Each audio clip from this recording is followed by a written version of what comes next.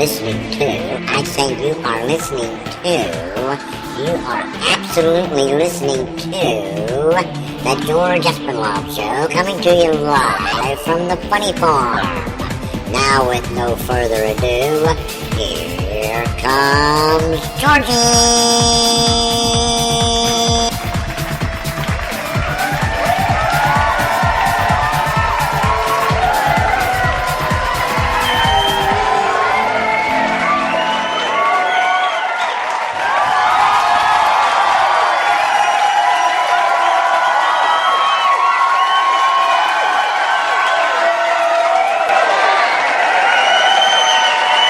All right, thank you. We have another packed out house, standing room only. I want to say thank you to all of our friends down the street, around the corner, across this great nation and around the world for being with us tonight. You're listening to the George Espenlaub Show, and mark this down. We're coming to you live from the Funny Farm in a place called Our World. And as I say each and every night, I have no idea where that is. No one else around here knows where that is. We couldn't give you a specific address because we don't have one. All we know is that we live in our world. And it's safer here in our world than it is in yours. But we do have an email. It is georgece@comcast.net. Almost forgot my own email address. georgece@comcast.net. And we have been getting emails galore. And we thank you. We thank each and every one of you for taking the time to sit down and pound us out an email, and we pound them right back and send them right at you again. So thank you so very much. georgece@comcast.net. One of these evenings, we're going to take the time to read a whole bunch of these, emails that we're getting, but tonight is not the case. Here's our call-in number. If you want to make comments or ask our guest a question, it's a Skype number. Listen to me very carefully. We have a Skype number because we want to make our show available to those people that doesn't have Skype. So you can call us from your cell phone, or you can call us from the comfort of your home. You can call us from any device that you can call us from, anywhere in the world. Here is our number, 302-497-3414. That number one more time is 302-497-3414, or george.espenlaub, ESPENLAUB. So, if you have comments or questions that you want to ask our guests tonight, please feel free to call us. We'll take your call, and you can speak to our guest, who is Joseph Scott Morgan. He has written a book, Blood Beneath My Feet, The Journey of a Southern Death Investigator. And I think you'll find it very, very interesting. Before we bring our guest on, I want you to call a friend, email a friend, whichever means and ways that you have to contact a friend or a family member, and tell them to tune into the George Espenlaub Show on Spreaker.com, because we have a very, very interesting call, or a very, very, very interesting guest with us tonight. So tell someone, tell a friend, and I know that they'll be glad you told them, and you'll be glad you did too.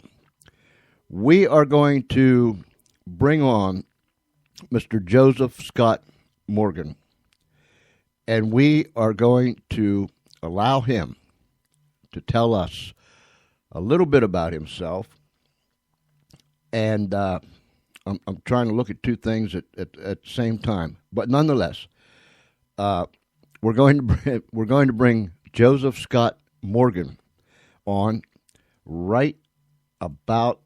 Let me hit the right button here now.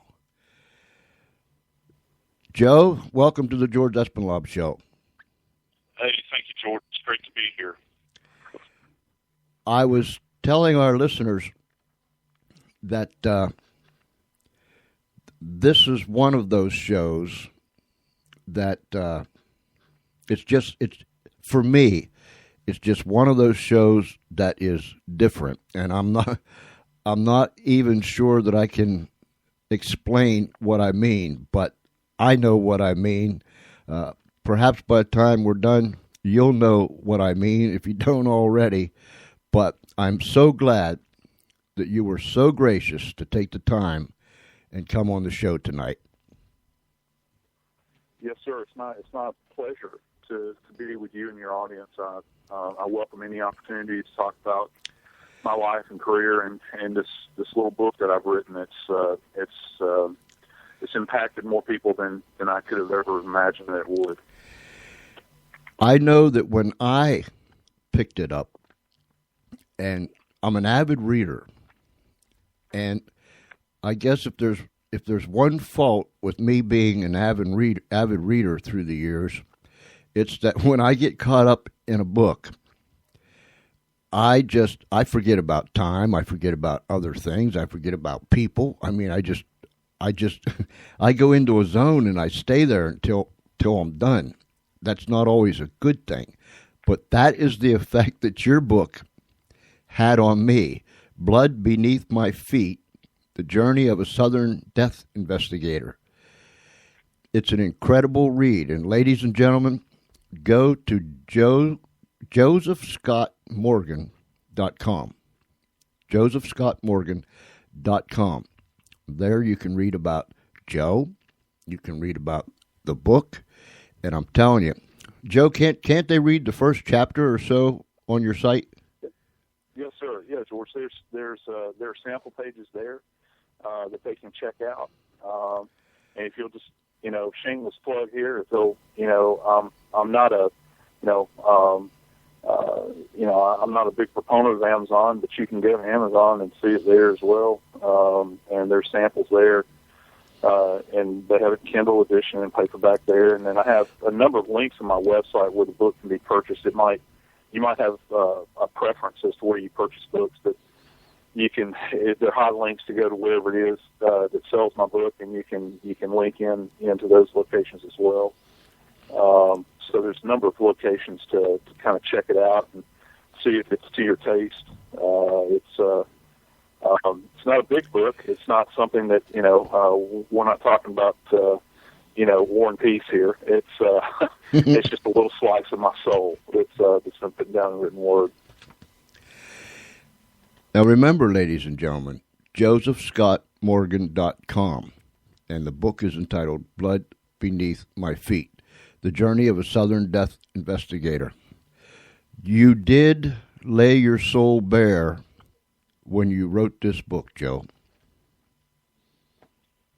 Yeah, I did. I was conflicted, and you'll read about some of this conflict in the book. I grew up in a very kind of typical Southern construct, with all of the kind of trappings of Southern Gothic, festooned with Southern Gothic characteristics and characters, if you will, people that influenced me along the way.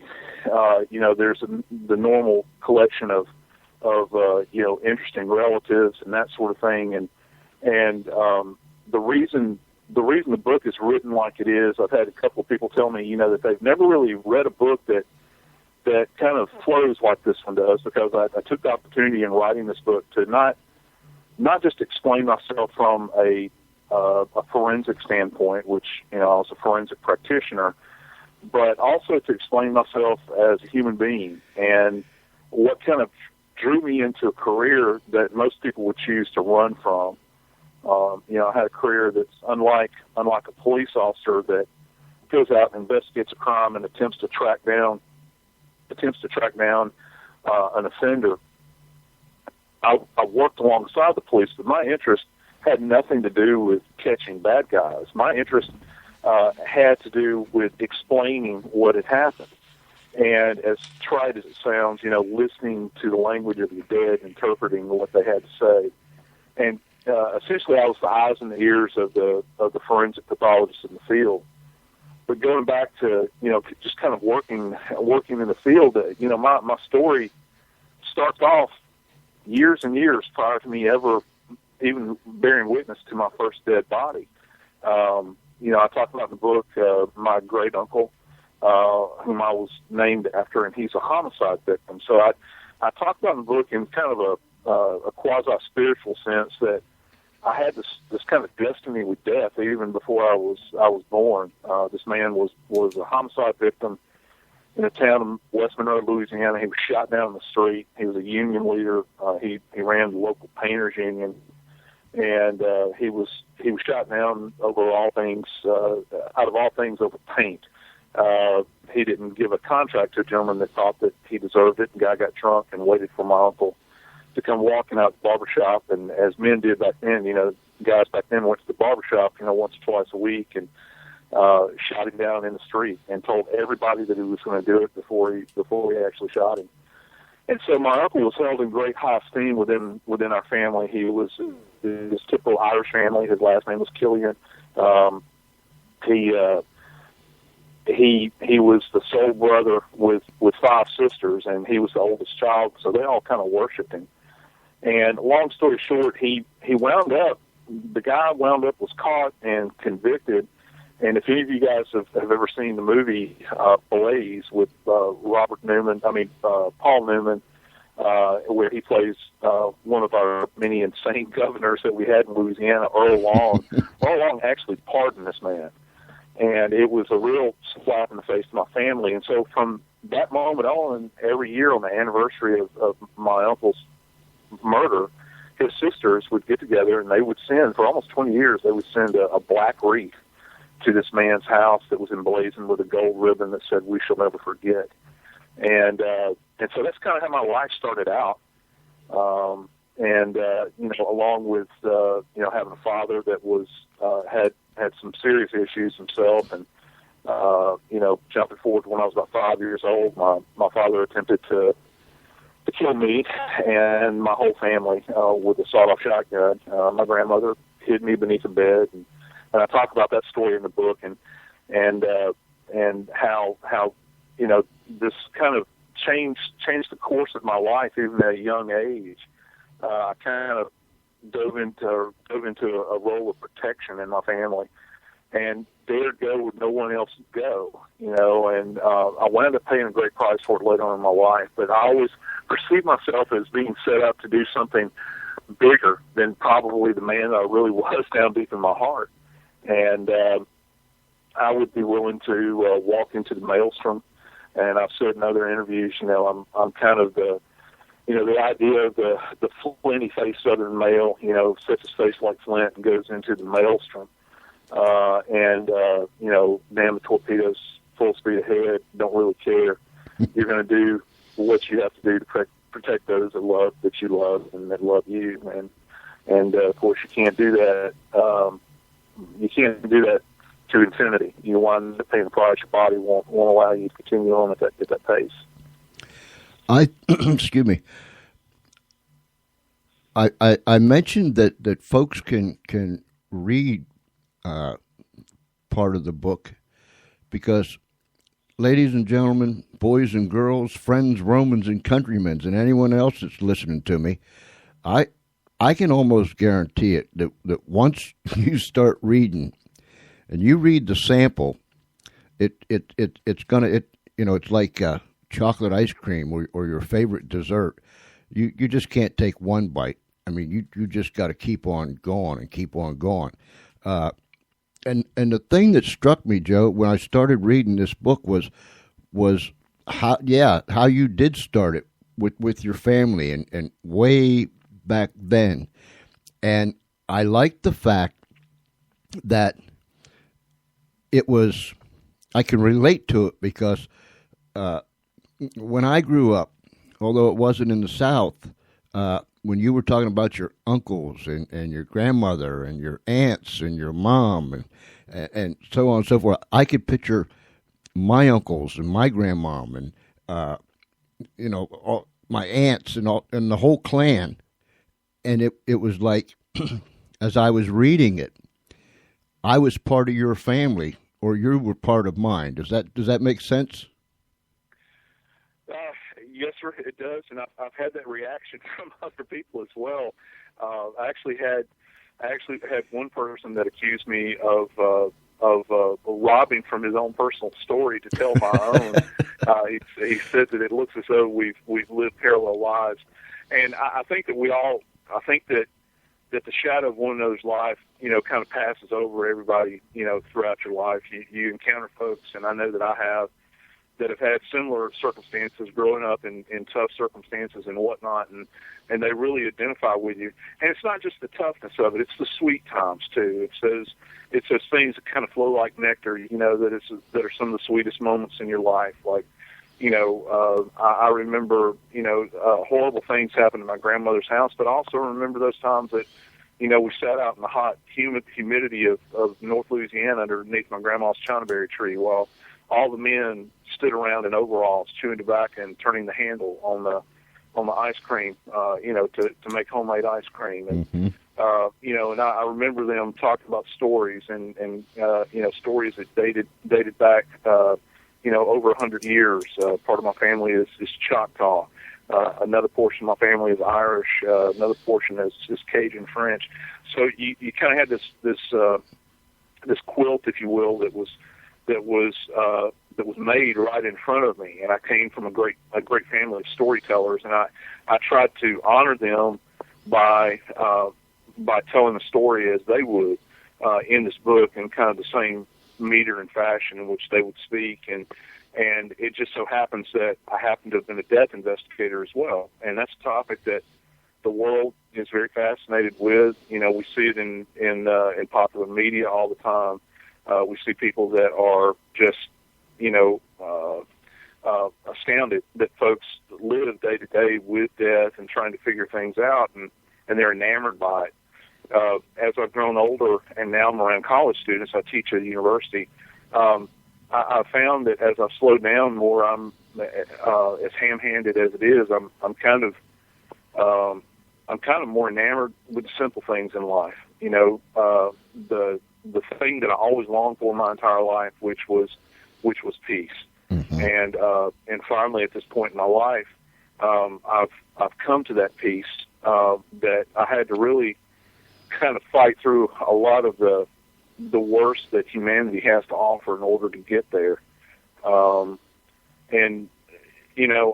lived my life very selfishly too up to this point. I felt, as a lot of people do, you feel that you tell yourself when you're a young person that the world owes you something, and as you well know, and many of the listeners do, the world owes you nothing. It owes you nothing, but still down deep in your heart, you think that, I've given this part of my soul, I've borne witness to all those things that the rest of the public would choose to turn away from, and I've stood there and I've watched the horror of horrors, unfold before me, and have recorded them for humanity. And I felt like that, even though I'm not a wealthy man or anything, my final payoff was the fact that I just simply survived, George. I made it to this point in my life, and if I can say nothing else, I can say that I did survive that part of my life that for many people would cause them to flee into the night screaming. Do you think, Joe, that you've come to this point in your life because you had, and I know bad things happened, like you said, when you were growing up, but there were good things. Do you think you've come to this peaceful time in your life and made it through where other people would run away, as you said, because you had such a strong, deep roots in a great family? I think probably to a certain degree, and I won't say that total pieces come my way, you have to remember yesterday was in fact tax day, so you got to keep that in mind. But it made me. I think that out of everybody that had the most influence in my life, there were two people. That was my paternal grandfather and my paternal grandmother. I refer to them in the book as my papa Howard, and my grandmother, who simply goes by the name of Pearl. She was insistent, even as a small child, that I referred to her by her first name, and a lot of people found that rather disrespectful, particularly here in the South. But I guarantee you, it was always, questions that were directed at me from her were always solid with a yes ma'am or a no ma'am. But she always insisted that I refer to her as Pearl. And as years went by, I discovered that she is my Pearl. She is that beautiful jewel that was in my life and happened to be there. And I came across a lot of people in my life that I bore witness to the end of their life, and none of them had a Pearl. A lot of them lived in very desperate, lonely situations where they wound up dead. And I was left there to explain their life. And I spent so much time, George, explaining the manner and cause of death of other people's lives. And lots of times the manner and cause of death is tied directly back to how we lived our lives. And I spent so much time doing that as a medical legal death investigator in both New Orleans and Atlanta that I felt like it was finally time for me to sit down and maybe do some explaining of my own. And if for no other reason, I began to write this book as kind of a therapeutic pursuit. I'd been diagnosed with PTSD, and I can go into that and tell you more about that, how that came about. But I'd been diagnosed with this condition, and I was kind of left scratching my head as to, what can I do? Because there's only so much medication, or as my grandmother Pearl would say, there's only so much dope they can give you. Mm-hmm. And you can try to pray it out of your life, but yet those ghosts and those things are still there, that still haunt both your dream state and your waking life. And so I found suddenly this catharsis that came forward in me when I began to write. And I've heard similar stories from other authors that have talked about, how writing a book actually saved their life. And I would urge anybody that's out there that's listening within, sound of my voice, that if you're having issues in your life, if you have some kind of trauma, write it down. That's the best thing. And write it in your own voice. Don't write it in a voice that you think people want to hear, because it very well might not be heard by other people. But write it down, and it's almost like getting relief from something that has been giving you some kind of physical malady for some reason or some length of time.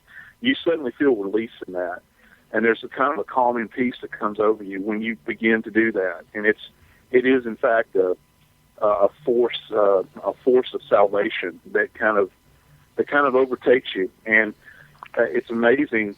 People have talked about the muse and all those things that drive them. People talk about writer's block. But once I started to write, and I had this story that I wanted to put down on paper, as I wrote, there were a lot of tears that were shed over the keyboard. There was a lot of pain, and there was a lot of laughter. I'd read some of the stuff back to my wife, and we'd be rolling in laughter. A lot of the ideas that I had, some stuff didn't make its way into the book, and others of it did. And but there is a catharsis that goes on. It's a purging, that goes on in your soul, and that's the cool thing about writing a memoir. Mm-hmm. It's nobody else's story. You have ownership of that. Everybody's unique, and everybody has a story to tell.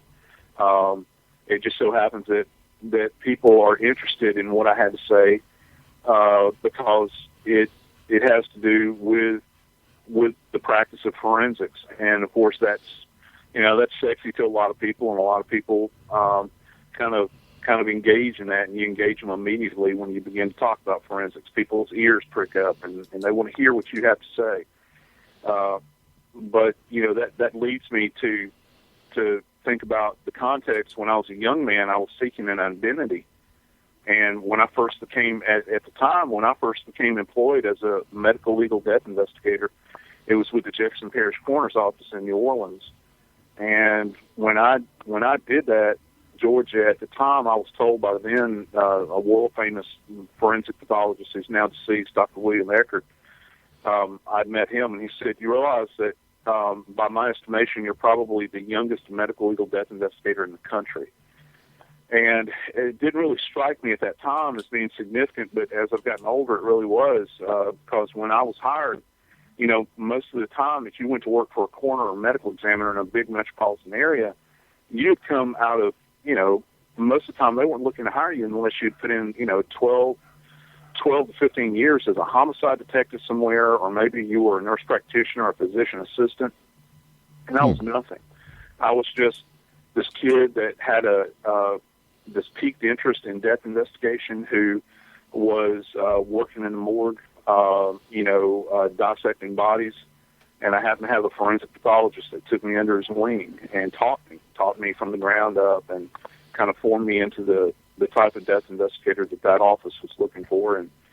And as time went by, I wound up taking a position in Atlanta with the Fulton County Medical Examiner's Office, and I was the senior investigator there for 14 years. And so it was, it's amazing, the kind of path that I had taken, and the things that I was entrusted with at a very, very young age that otherwise, you're not. People won't give you a second look nowadays, but I was on the cusp of that period of time where people still took a chance with folks, even though they didn't have the highest level of education in the world.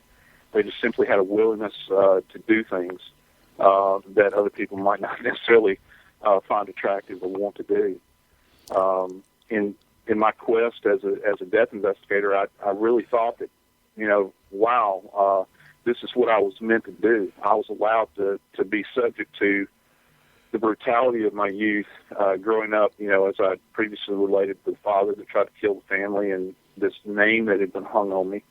My mother wound up remarrying, married a guy that was very, very abusive, abused me to no end as a teenager growing up, and which was horrible in and of itself from the time I was 10 until I finally left the house and went in the Army. I kept telling myself, once I got the job as a death investigator, that, okay, you can handle this, you can do this, because this isn't you, and this isn't what you've experienced as a child.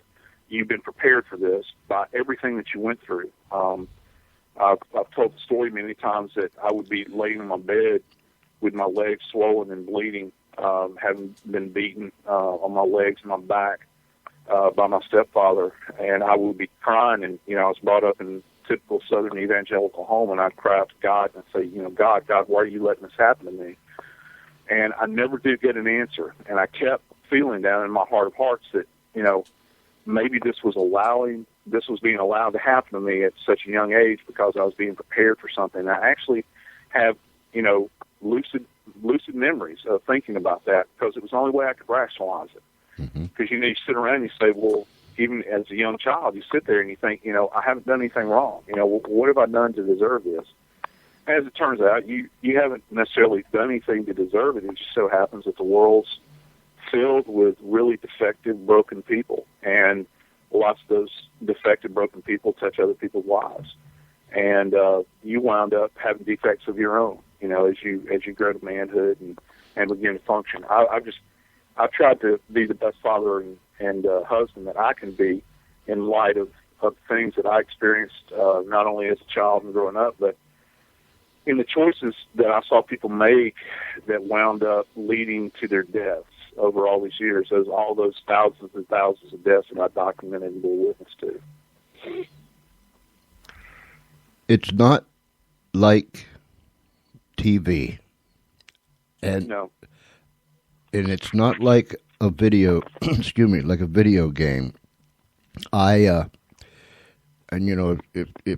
the video game is your thing, well, then you have at it. But for me, I have, and I watch kids as they pass through, I won't stay long, but I'll glance or I'll take a peek at it every now and then, but I'll keep moving when they play their war games and blow them up, shoot them up, cut them up, and do all the things. And I'm thinking, my God, if you only knew what the real deal was. And then I have a fight with myself, and I think, no, perhaps it's better that you don't know. And then I fight back and forth, and I've been fighting that thing for I don't know how long. I want somebody to know how it really is, but yet I don't want them to know how it really is. Does that make sense, Joe? Yeah, absolutely. For years, my wife is a saint. She, and I'll be the first to admit, there were many times I'd come home and I would just, I'd be exhausted after 10, 12-hour shift, or maybe I'd caught a case that went for hours on end. I might be working multiple cases, and I would come home and I had to learn to really trust her with those things that I had seen. Because I knew that if I did not share those things with her, that it would in fact lead to my own insanity, which eventually it took part of my sanity anyway. Mm-hmm. But if I did not have that release with her, but still, there's a part of you that holds back, because when you love somebody so intensely, like I feel like, I love my wife and I love my children. There is that part of you that does have a desire to shield them, but yet you're left alone, kind of like in the cold blowing wind, and you're standing out there by yourself, and you're left with all the screens. You're left with, you mentioned the sights that kids see with video games, but one of the things that you don't get with video games is what burning flesh smells like, or what the smell of that metallic smell of blood, or the tackiness of blood when you come in contact with it. What's it like to have flies that have been lighting on dead bodies that light on your face and go into your mouth? You can't explain that to someone else and have them actually understand it. But then again, you go back to that flinty-faced young man. You don't want your loved ones to experience those things. You go and do those things so that they don't have to experience them. Mm-hmm. And I was eating lunch right after the book launched with a guy that down in New Orleans that happens to be a very, very wealthy fellow. And he's interested in authors. He's met a lot of authors over the years, and it turns out that he's a friend of my uncle's. And my uncle said, look, he'd really like to go eat lunch with you. He just wants to pick your brain and talk to you. He read your book and really liked it. And I was like, well, okay, he's buying. So I went. And I'm eating in one of my favorite New Orleans restaurants, which there are many. And I'm sitting there across from him, and I said, well, he said, well, why did you write this? And I said, expletive deleted here. I won't say it on the air, but I was like, well, I was, expletive deleted, angry. I was angry at the whole world. He said, what did you have to be angry about? Well, I said, well, I was angry because I'd borne witness to so many things that no one else bore witness to, and I had to document them and see these things day after day. And he looked at me stone cold from across the table and says, was anybody holding a gun to your head? Mm-hmm. And at that point in time, I was thinking, let's see, how deep could I bury this fork in this guy's forehead? And if I just stood up, and got a running start, and after I kind of got control over myself, I got to thinking about it, and I was like, well, he's kind of right. No one did hold a gun to my head, but then again, I never saw him lined up outside the office to take on the task that I had taken on, and that brings us to, there's a whole group of people out there that I've come across now, particularly as a university professor, that, they come to you and they'll say, I'll have them say, Professor Morgan, I read your book and I've heard all about you. I've heard about your career and I want to do what you have done. I had one young lady say, I want to see the things you've seen. Mm. And of course that part of me, wants to reach out and grab her by her shoulders and shake her until her teeth rattle and say, honey, you don't want to see what I've seen. Right. You don't want to experience the things that I've experienced. And that's one of the reasons I'm grateful that I am a college professor now, because I view my entire life now coming to this point as a cautionary tale. I am that cautionary tale where I can I can stand there now and I can look people in the eye and I can say, look, young people, this is reality. You see it on TV. You hear people talk about it. You think that it's cool. Here's what the reality is, and this is what you're going to be faced with. You're going to be faced with screams that will never go away. You're going to be faced with wanting to self-medicate. You're going to be faced with divorcing the people that you love out of your life, not just in a marital sense, but cutting yourself off completely because you can't share those screams with them because you love them so intensely. You're going to be faced with sleepless nights. You're going to be faced with missing dance recitals and baseball games, all because there's a maggot-infested body in the woods that nobody else wants to go and deal with. Nobody else wants to ask the hard questions. Mm-hmm. And then on top of that, you're going to deal with a lot of your coworkers that are just as damaged as you are.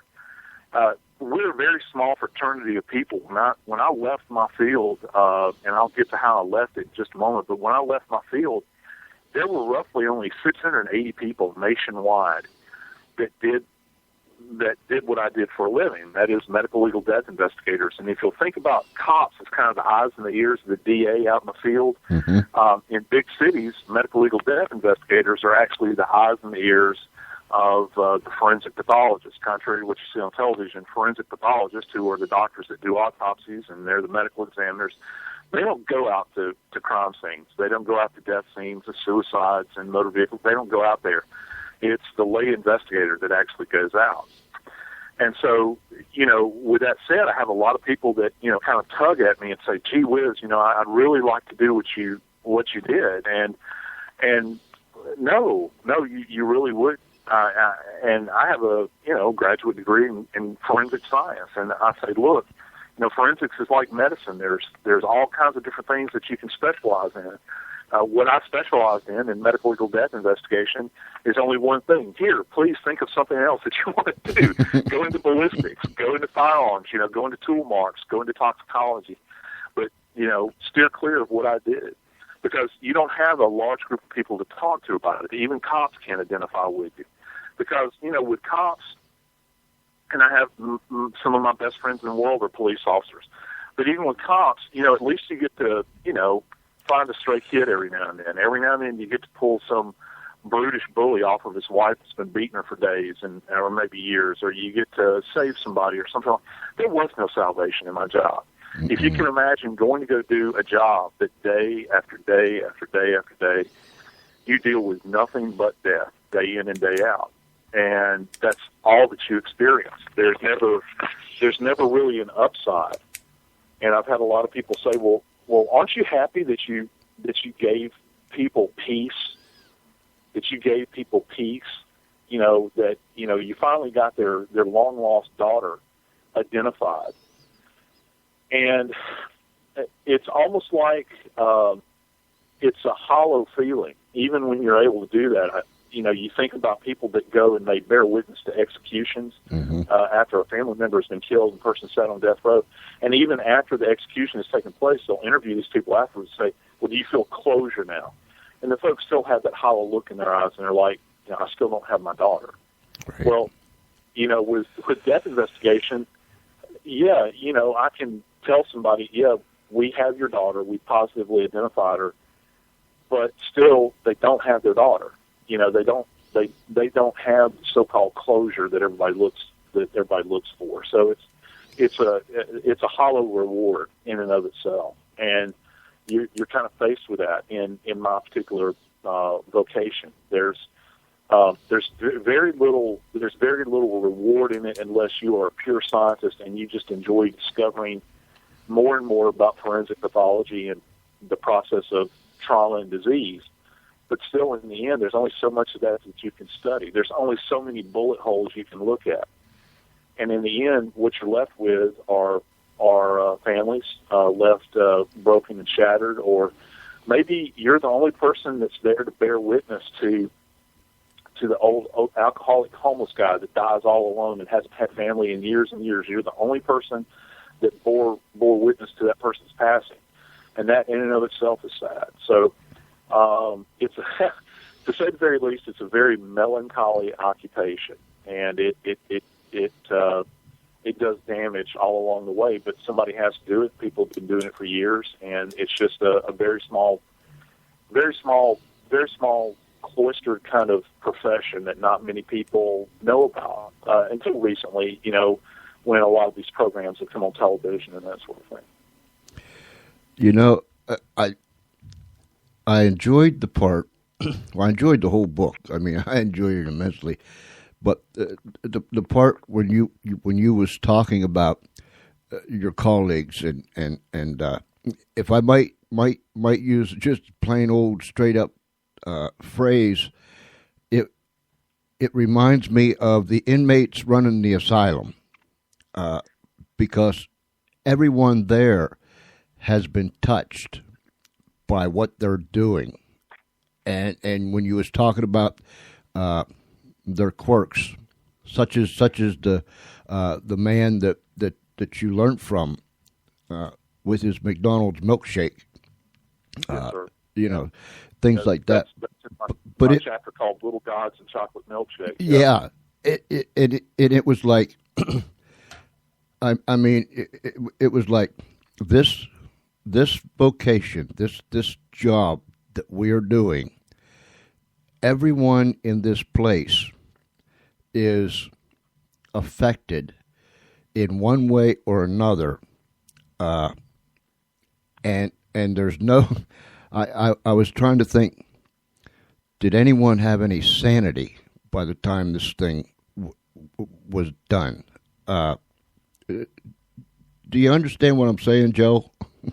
Yeah, absolutely. And I would say something, cliched like, well, sanity's relative, but it truly is. It's, when you're in the midst of living, like you said, in a nut house, in an asylum, I don't know that you would necessarily recognize the same person if they walked through the door, because it would be so foreign to you. Mm-hmm. Because the context of everything you do is in the context of death.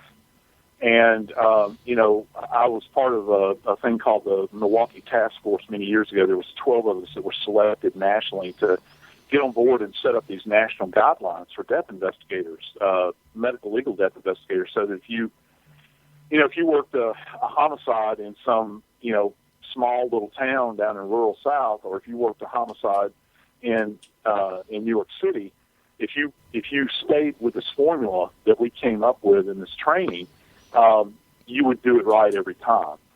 And, we would sit around and we would talk about the people, and they're all from divergent areas of the country. We had people on the task force. One guy was from New York City, Chicago, Philly, Atlanta, New Orleans, Denver, L.A., Seattle, all over the country. And we all came to the conclusion that by everybody else's standards, we're probably absolutely insane, because we would sit around and we would talk about, have you guys ever tasted bone dust in your mouth?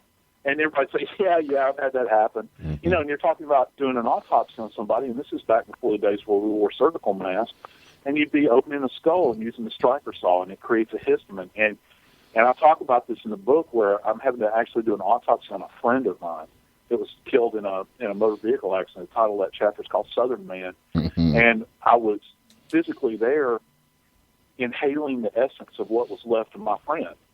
And that becomes a part of you.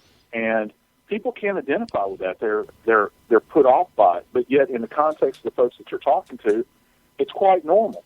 It's quite normal. You sit around and you talk about what it's like to have a new pair of shoes destroyed that you just purchased, and you were stupid enough to wear them out on a decomposing body, and the body, one of the large, what we call blebs, the blisters on the body filled with decompositional fluid, burst, and it goes all over your shoes.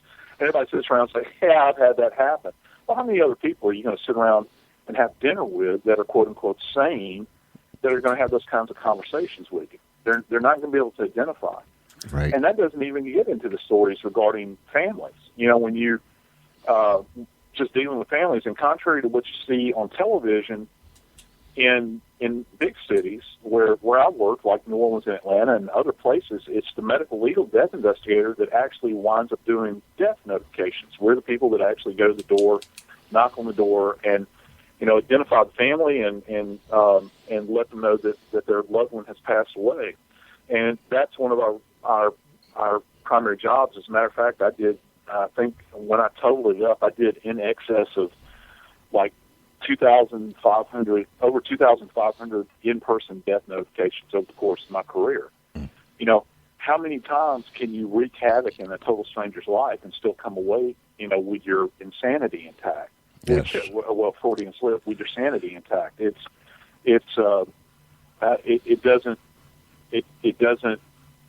doesn't register. No one else can really identify. I actually, when I was first diagnosed with PTSD, I had to go to 3 different psychiatrists, and over the period of time, I went to one psychiatrist, you know, the psychologist and psychiatrist, and they're sitting there and they're talking to me, and you know how they'll ask these therapeutic questions, you know, like, well, gee, how does that make you feel, or what was your reaction to that?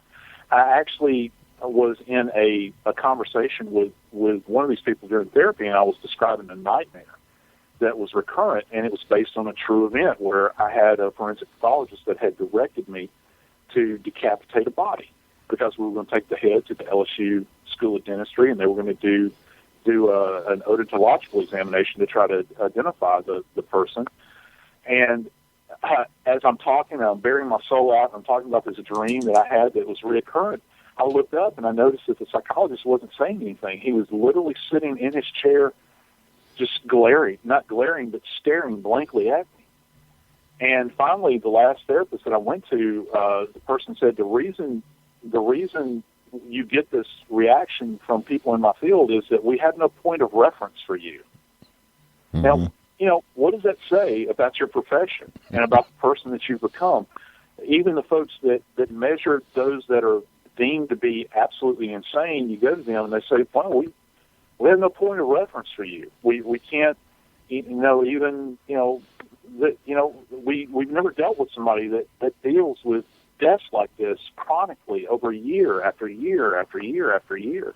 We deal with people that deal with mass fatalities, you know, where they might have to go out and deal with, you know, a field littered with bodies from a plane crash or something like that. But, you know, just this chronic exposure over all this period of time, we can't really, you know, reference you in any way. And so that's kind of what I was stuck with. And that's one of the things that actually led me to write the book, because I wanted someone just to hear my story, you know, just to hear what I had to say and kind of get this out of my system, because I received no help.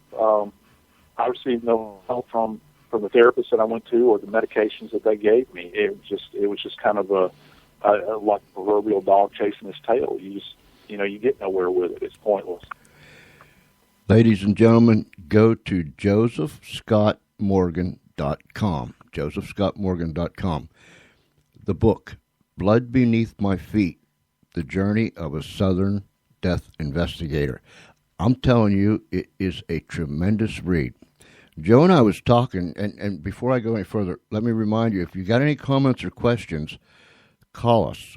It's a Skype number, 302-497-3414. That's 302-497-3414, or george.espenlaub, ESPENLAUB. So give us a buzz. Sometimes I lose my train of thought. Sometimes I lose everything. Train, thought, the whole 9 yards. But when I was reading about your colleagues and what you were just talking about, I was thinking, and especially now that you said they have no reference point. So we don't know what to name that animal. We've never seen that animal before. So it's all foreign to us. And when I was reading your book, Joe, and forgive me, I couldn't help go back to the days when many of us served in Vietnam, and we come home. And when we come home, America was on fire, literally on fire, with the riots and all the things that was going on. We were in the bush, and 5 days later, we were back in what we called the world. The world wasn't ready for us, and we wasn't ready for the world. And you know, for years and years and years and years, many of us walked alone. We didn't talk about it. We didn't share things with people. And a lot of us, including myself, what they called the normal people out here in society, and I really question that anyhow, but nonetheless, the so-called normal people out there in society, we didn't fit where we were part of that group before we went away. We sure didn't fit when we came home, but we did fit. I think you used the term self-medication. We did fit with that group that self-medicated, whether it was drugs or alcohol. We were looking for escapism. Take the hurt, the pain, the misunderstanding. Take all that stuff away. And as I was reading your book, and I know you said it was great therapy for you, but my friend, I want you to know something. That when I was reading your book, it helped. It helped. It helped me. If it never helped anyone else, and I'm sure it has, if it's never helped anyone else, Joe, I want you to know that this book has helped me. We didn't know what it was called. We just knew that each and every one of us as individuals knew that we were about half loony, if not all the way. There was something wrong with us. The anger that was inside of us, the fear, and like you said, don't want to be around people. Don't get me in a great big crowd, and all those things. The flip over and the flip off, and all those things. We didn't know what it was called, so we did what a lot of other people did. We just self-medicated. But as you took me through your journey, I could hear your heartbeat, and I tell our listeners this so much. I could hear your heartbeat, and I've always had a saying that if I can hear an individual's heartbeat, that person is genuine. That person is what you see is what you get. And sir, as I read your book from the very beginning to the very end, including the front cover and the back, I heard your heartbeat. And because I heard your heartbeat, you helped me, Joe. I didn't mean to interrupt your train of thought, but I wanted to. Those comments are worth their weight in gold to me, George. And that does truly mean a lot. And it's I'd like to say it's flattering, but I think that would do a disservice to what you said. It's more than flattering. It actually means that I have affected a life, and I've gotten notices from a lot of people around the country that have made similar comments to what you said. And when I wrote the book, this is what I had to struggle with. First off, I've got this indwelling.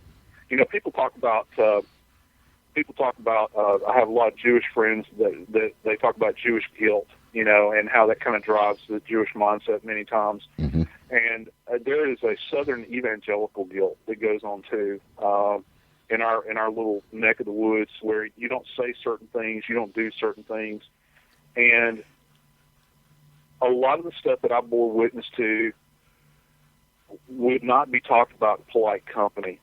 Particularly when you think about, you know, the South that I was brought up in. You just don't talk about those sorts of things. And when I began to write this thing, I was really conflicted. Do I show warts and all in this thing? Do I actually bear it out? And I had a real dear friend of mine who I was sitting over having dinner with one night. She and my wife had taken me out to dinner in town here, and we were sitting there, and I had this discussion with her, and I said, look, you're a fellow Southerner. You know what it's like to grow up in church and do all these things, and here I am, I'm writing all this stuff down. How are people going to view me? And she said, people are going to view you as a human being, because whether or not they want to face facts. They're faced with their own mortality, and they're also faced with these ugly monsters. Mm-hmm. The only difference is that the monsters for you have always been real, and that you've borne witness to them. And she said, and that if you bare your soul, people will sense that in a book. They can tell whether or not you're lying or not. Right. And I didn't know what she meant by that when I was having a conversation with her that night. But now, retrospectively, the book came out in July. Since that time, George, I've just had, a parade of people that have said made comments very similar to what you said. This event, this reading of this book, it didn't, I'm not going to say that it changed anybody's life or anything like that, but they will say it struck something with me that I've been dealing with for a long time, particularly people that are veterans, people that are current police officers or former police officers. I've actually had conversations with several firefighters who have had real traumatic events that have occurred in their lives, and they've had no one else to talk to that couldn't identify. And I just so happen with my own little slice of life, because I haven't seen anything. I haven't seen everything, and there's a lot of people that would, in forensics, that say they have seen everything. I haven't. In my little slice of the world, I just kind of wrote down what was in my heart. And this book wasn't meant to be, in any shape, form, or fashion, a roadmap for how somebody should live their life or a therapeutic help. It's not. As a matter of fact, a lot of it is nasty and ugly, mm-hmm. and some of it's, humorous, as you know. But I don't hold back in much of the writing, because I was afraid to. Because for all I know, and trust me, I've been around death for a long time. This conversation I'm having with you might be the last conversation I ever have in my life. Mm-hmm. And writing that book might be the only book that I ever get to write. So I had to go ahead and as my granddaddy used to say, let the hide come with the hair. You just do it, and the cards are just going to fall wherever they do. And as it's turned out, it has spoken to people. It's spoken to people in a way that maybe, some book like Chicken Soup for the Soul hasn't spoken to folks. This is actually, this is me pulling my pants down for the whole world and kind of laying myself bare before the whole world. And that's scary. It's a scary thing to do when you think about, you have people from Australia contacting you, and I'm just an old, not very far removed from white trash, grew up in a trailer house and that sort of thing, and Southern boy. Who am I? I'm nobody. And now I've written this book that has, in fact, impacted some people out there. And impact is the right word. That is the right word. I really enjoyed when you was talking about we call them pop-ups here. You call them what? Pow-pows?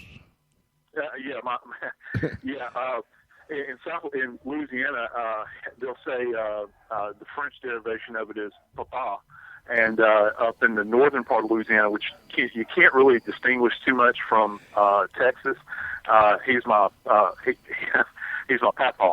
and he was my papa up there. It's just P-A-W, so my papa, and he was a very special man. In the book, I refer to him as my John Wayne. And I tell people, and it makes me tear up when I think about it, not just because he's been dead now since 1983, but, in that context, George, I have to say I miss that generation so much. Mm-hmm. I miss them for all of the things that was wrong with that generation, just like, our generations have things that are wrong with them. There was something about their quiet resilience, that held that Depression generation together, that they would do anything for their families, despite being in mortal pain or in conflict or whatever it was with the person that they were. They would just drive on and provide a life for their family. And my papa was that way for me. He was everything for me, relative to the man that I wanted to be. And he's a man that I measured myself by. And when I got into the field of forensic death investigation, I'm surrounded by all of these people that all have, doctoral level degrees. You tend to measure yourself, and when you grow up intellectually, with the other people around you. And unfortunately, a lot of us measure ourselves by what kind of degree we have. Well, I know a lot of people with doctor that are referred to as doctor. They're some of the stupidest people I've ever met in my life. My grandfather, as very typical of that generation, never had much of an education. But, he told stories of riding down from southern Arkansas with his brothers and his grandfather on horseback down the Mississippi River because they didn't own a car and there were no improved roads, and they would take horses that had come in off the ships in Baton Rouge, and they would literally drive these horses up an old dirt road all the way back to Arkansas and sell them. And he would talk about sitting around, and this is as a small child he did this, and this is back in the teens. He would sit around a campfire with his grandfather, and they would talk about just talk about life, and his grandfather would tell him stories about his own father that had fought in the Civil War, and they would sit there, and my grandfather sat at his feet, and eventually I would sit at my own grandfather's feet, and I would listen to these stories. And as I grew older and grew arrogant, and arrogant is the most effective word, in what I thought was my academic bliss, being around all these so-called bright people in forensic pathology, I viewed my grandfather and my grandmother as very provincial. And it's very sad to say, and I'm ashamed to say it, but I wrote it in the book. I had to make comment about it. I dismissed the simplicity of their life as being provincial and not being of worth when I was in my 20s.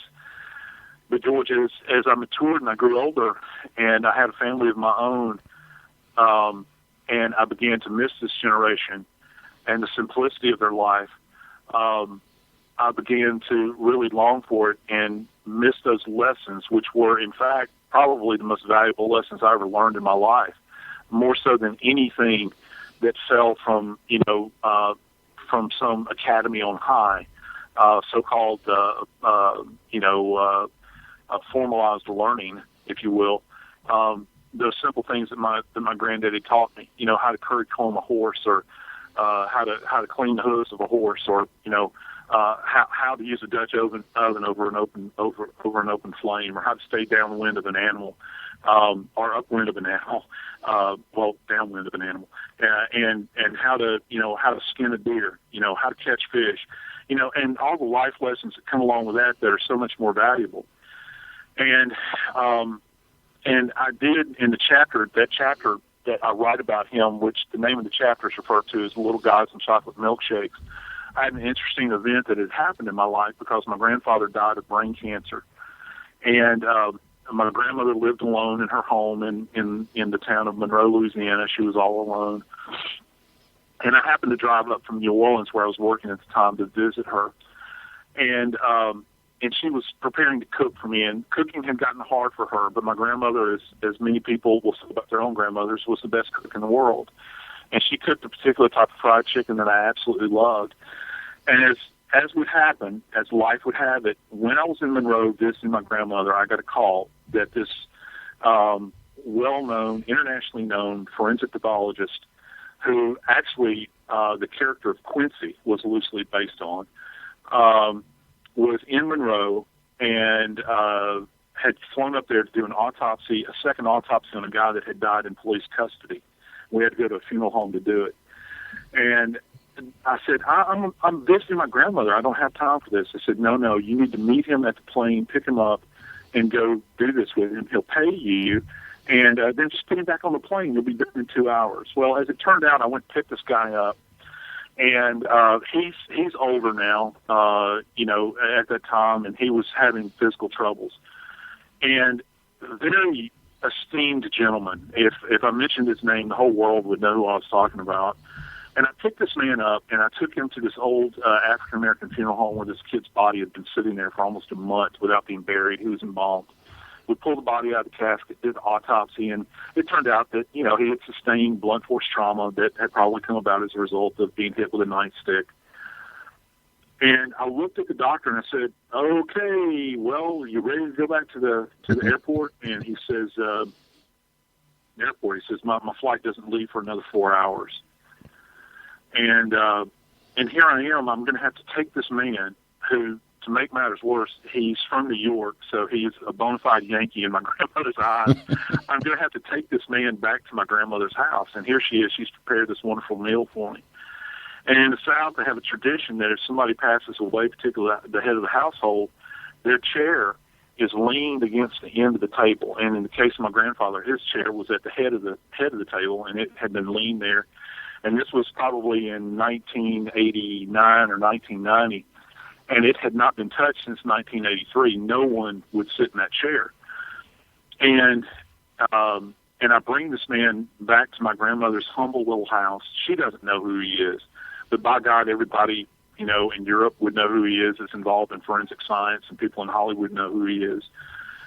And he comes walking in the door, and immediately he says, "You got some good smelling food, cooking there." He says, "But you're going to have to prepare me something to eat because I can't eat a lot of things. I'm diabetic." And my grandmother looks at him and says, "I'll fix you whatever you want," and she goes about her cooking. And we're sitting out in the den, and she says that the food is ready, and we rise to go into the dining room, or it's not a dining room. My grandmother's house is so small. It was a kitchen with a large kitchen table in it. And he begins to walk into the room with my grandmother ahead of him, and he goes for the chair where my grandfather had sat for years and years, the same chair where he had held me as a baby, the same chair where he had made decisions about life and about the life of our family. And he puts his hand on his chair, and my grandmother, in her own sweet, kind of southern, gentle way, puts her hand on top of his and looks at him in the eye and says, "Sir, that's my husband's chair." And there was just like dead quiet, because this guy is not used to being told no.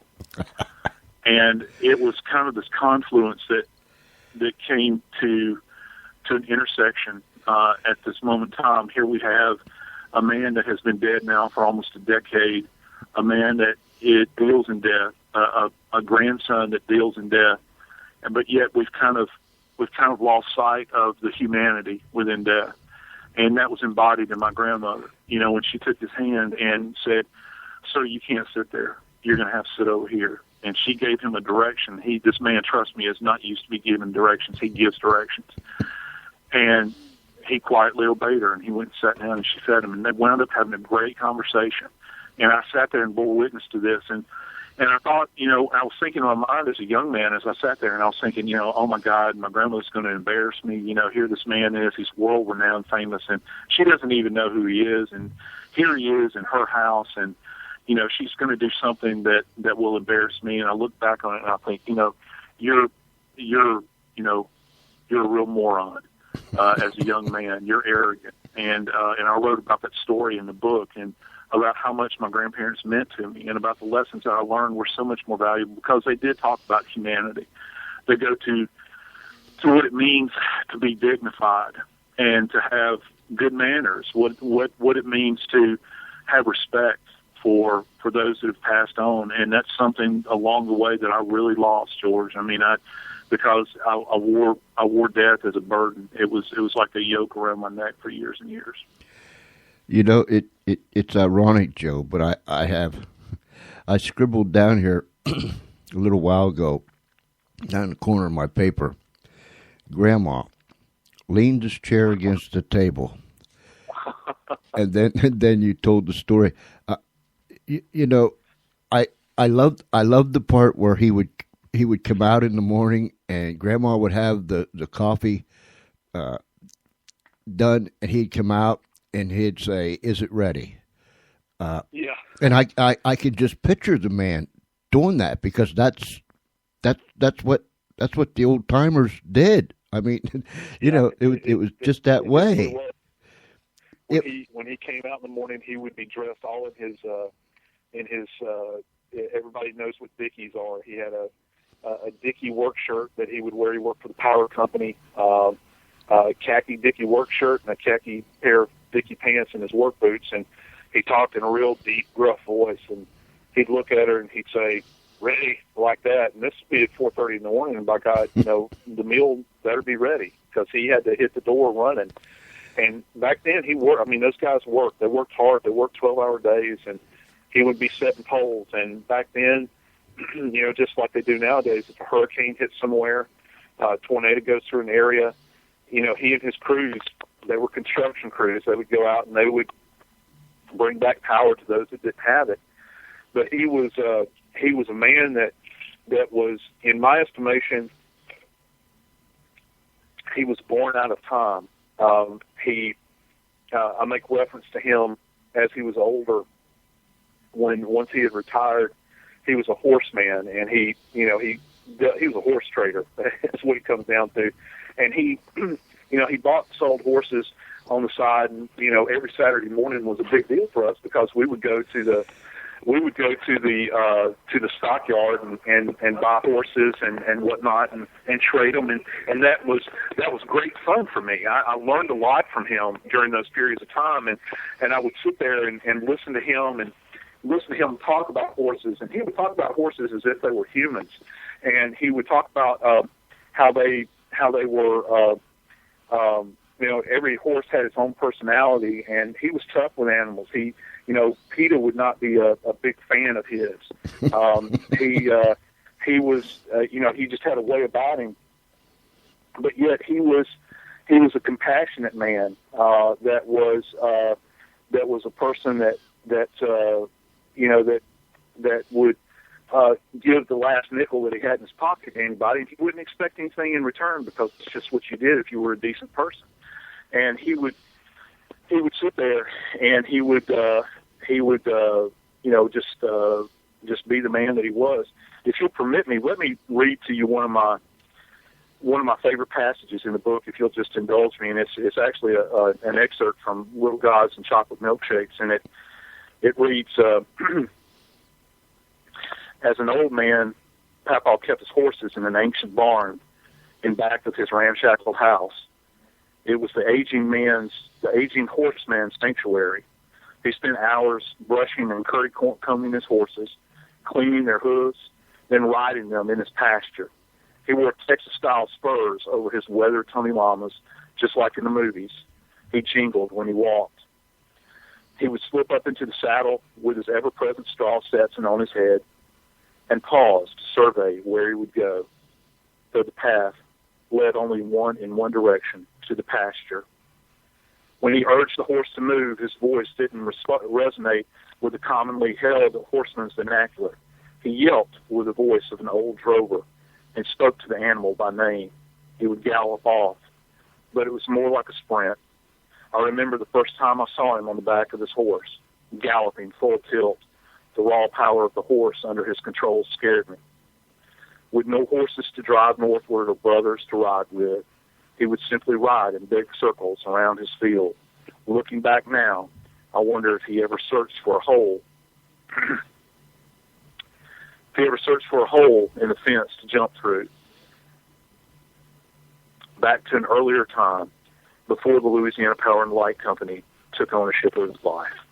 Mm-hmm. And, that was the man, that he was. He was quiet. He sat tall in the saddle, and when you saw him, he was impressive. He was an impressive form to see. He was a big man, and but yet, by contrast, comparing him to his son, my father, he was a gentleman that was kind to me, that taught me a lot about life, and you learn a lot about life, George. I came to the conclusion. No matter where the road's going to lead you, you're going to learn something about life, one way or another. You can learn it, sitting around with your grandfather and reminiscing about old times, or you can learn about life hovering over a maggot-infested body. Mm-hmm. And the irony of that is really thick because I learned, I feel like, a lot about life and my career through the dead. And that learning that took place within me the plow was metaphorically plowed. The field was metaphorically plowed from my grandfather, because as a young man I was exposed to him and his life lessons that he taught me. And so when it was time for the seed to be planted relative to what I had to learn that was so highly technical as a death investigator, I was ready and prepared for it. Tremendous. Tremendous. Ladies and gentlemen, please go to josephscottmorgan.com and the book, Blood Beneath My Feet, The Journey of a Southern Death Investigator.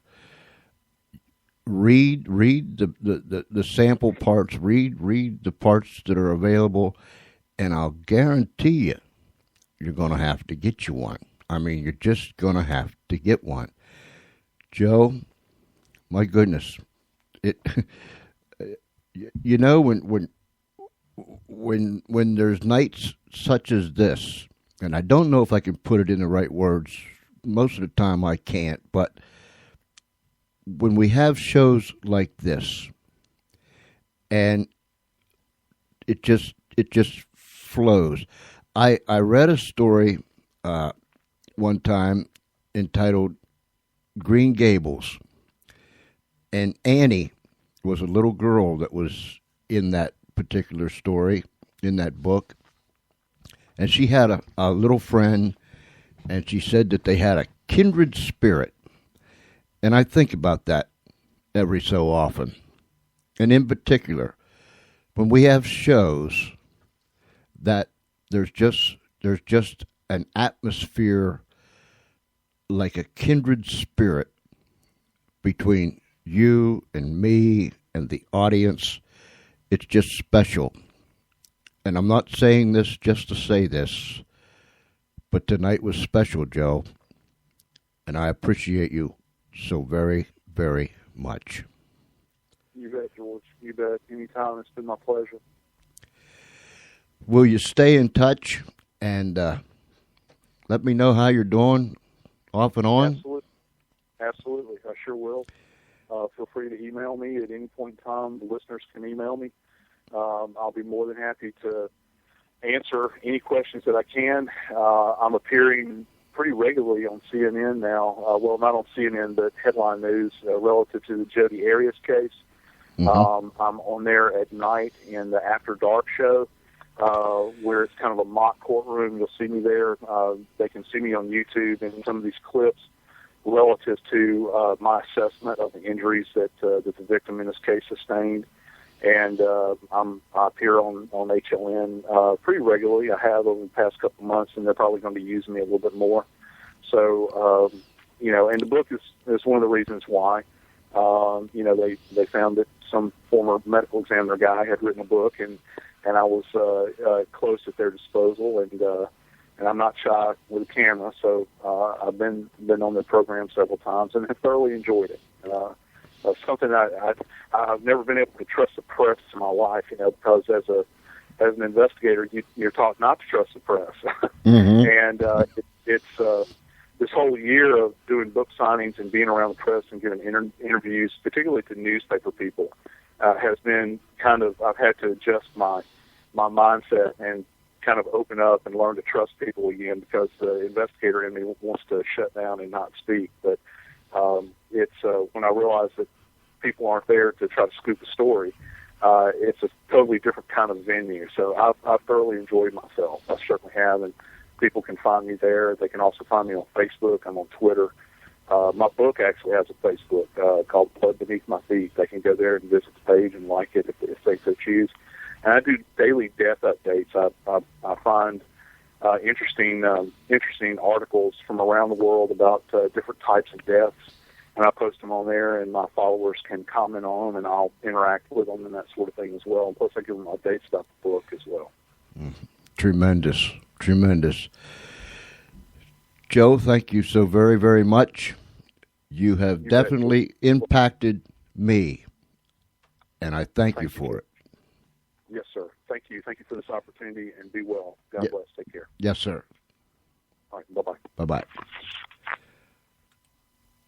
tremendous, tremendous, tremendous, tremendous. It leaves me speechless, and that's doing something. I'll be back. I've got to catch my breath and get myself together here for a second, but I'll be back. 302-497-3414. That's 302-497-3414. Or george.espenlaub, ESPENLAUB. I'll be back.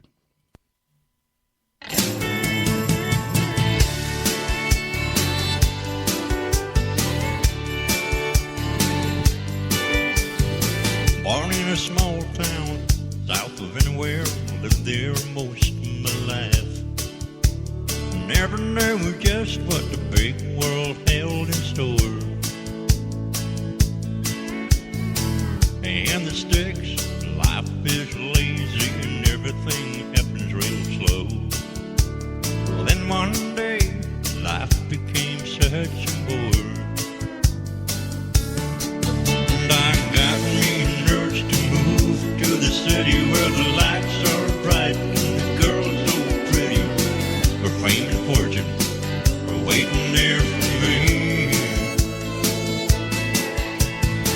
I was wrong, I was blind, it damn near drove me off my mind. Folks in the city just don't seem to care. So I'm going home, south of anywhere.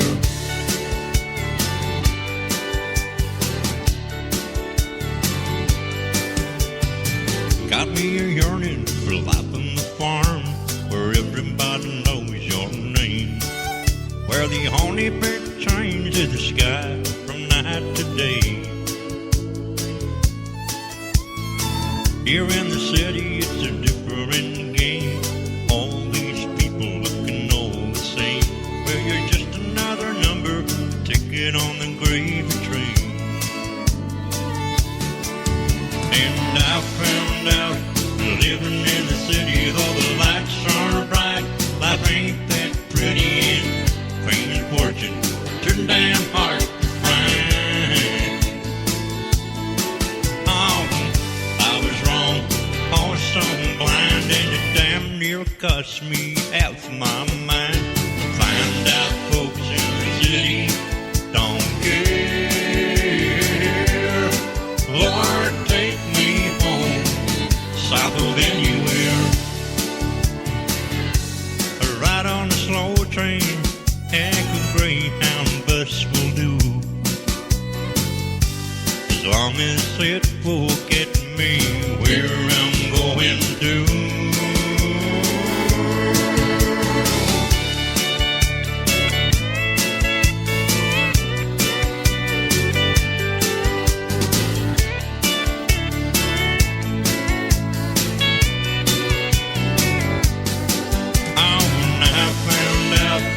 Living in the city, though the lights are bright, life ain't that pretty, and fame and fortune turn damn hard to find.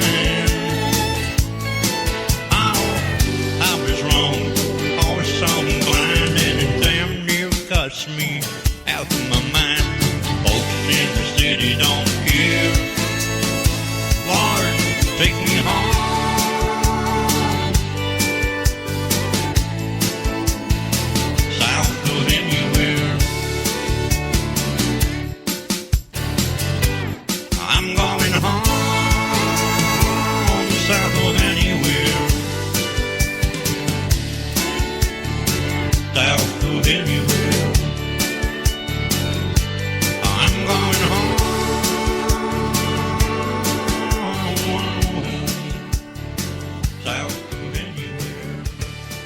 South of anywhere. Derek McCorkle. And Harry, if you're listening, Derek McCorkle is from your neighborhood. Londonderry or Derry, whichever one it is. I guess they call it by both names. That's where he's from. But right now, he lives in the United States, in the great big state, the land of lakes in Minnesota.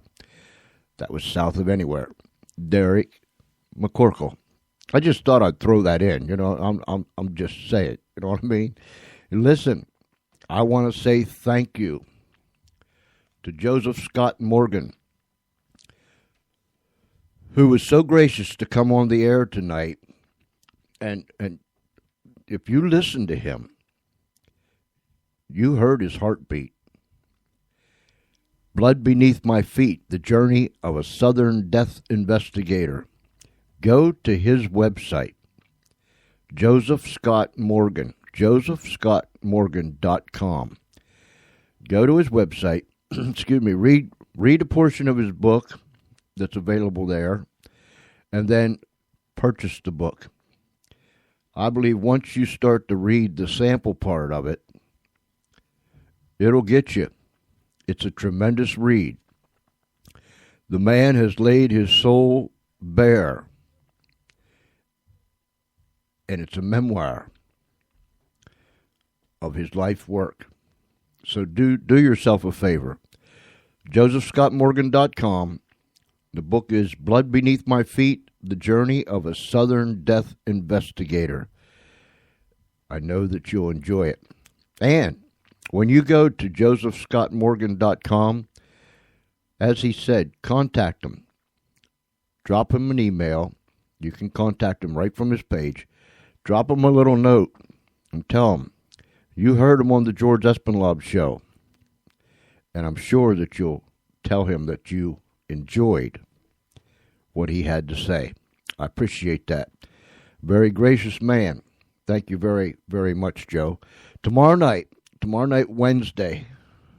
Man, these days just run together. I mean, man, I no sooner turn around than it's time to get cranked up and go again. But nonetheless, tomorrow night, Ken Jones, he will be with us and tell us the story of what happened to him when the IRS came a-knocking. And they came a-knocking, and they brought some guns with them. So, Ken Jones tomorrow night, live, right here on the George Espenlaub Show at 6:30 p.m. Eastern Time.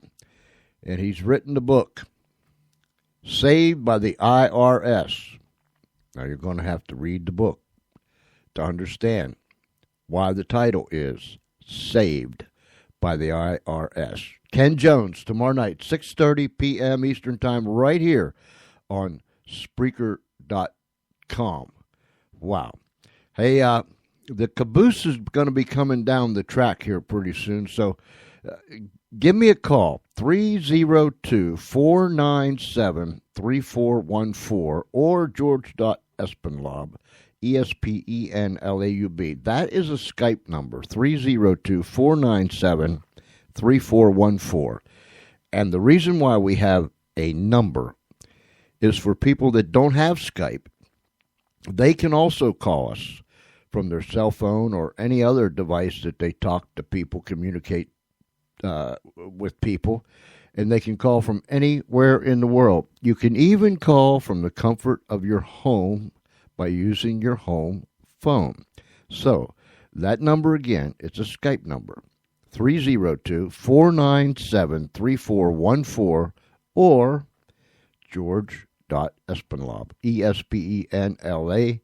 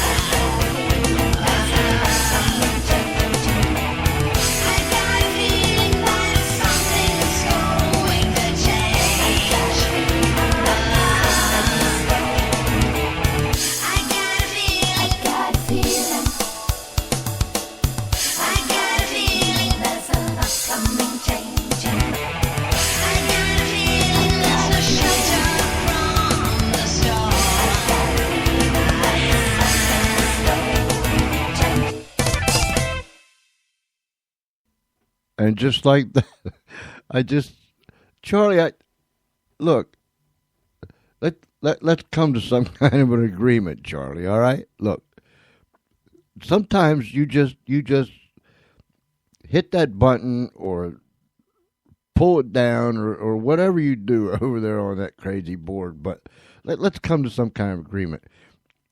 When you know something like that at the end, it's just you're just going to cut it off or whatever. What are you looking at me like that for?